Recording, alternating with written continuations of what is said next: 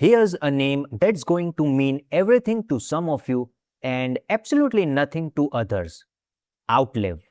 Originally a Brazilian RTS from the year 2000 that somehow never got the global recognition it deserved. And now, 25 years later, it's back. Remastered on Steam with modern multiplayer, and I've been playing it. This is Day 1 Gaming, and this is should you actually buy Outlive 25 or not? Right, so for context, Outlive came out in 2000, developed by Continuum Entertainment out of Brazil, and it was genuinely ahead of its time.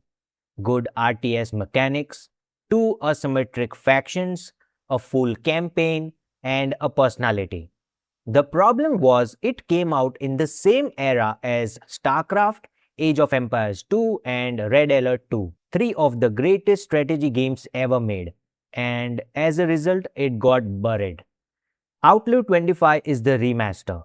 Enhanced graphics, widescreen support, modern resolution compatibility, updated campaign editor, and Steam multiplayer with up to 16 players. The foundation is the same game it always was, but now you can actually run it without jumping through 15 hoops. There are two factions, humans and robots. Yes, and that sounds simple, but it isn't. The humans play like a conventional military forces, familiar structure if you've spent time in the genre. The robots are where it gets interesting. Completely different unit roster, different tech tree, a different approach to how you build and escalate. And the coolest mechanic in this genre, you can steal the enemy's construction unit, capture it, and then build with both factions simultaneously. Humans and robots in the same base. It sounds chaotic, it absolutely is, and it's brilliant. The research tree is another thing worth mentioning. You are upgrading units and improving buildings mid-match, so no two games feel quite the same. You are making decisions about where you spend your research points, and those decisions matter. This isn't a build the same composition every time kind of RTS. The ability system. This is the thing that surprised me most. In a lot of classic RTS games, abilities are either overpowered, click and forget nukes, or so complicated you just ignore them. Outlive 25 sits in a genuinely good middle ground. Abilities feel dynamic. Damage abilities don't require the micromanagement overhead you get in something like StarCraft or Warcraft 3. You can actually think about what you are doing instead of just surviving your own control scheme. The espionage layer is also fun. Scout enemy bases, intercept missiles, carry out covert operations. It's not deep enough to call it a spy game, but it adds texture. It makes you think about what the enemy is doing instead of just racing to outproduce them. Multiplayer supports up to 16 players, diplomacy, alliances, betrayal. You can form deals and break them. You can win by outplaying or by outmaneuvering, politically almost. For an old school RTS, this is genuinely impressive scale. And visually, this runs well. Users playing at 3840 into 1600 ultra wide have reported sharp, clean output. It's not going to challenge a 2025 release on a raw fidelity, but for a remaster of a 25-year-old game, it looks respectable.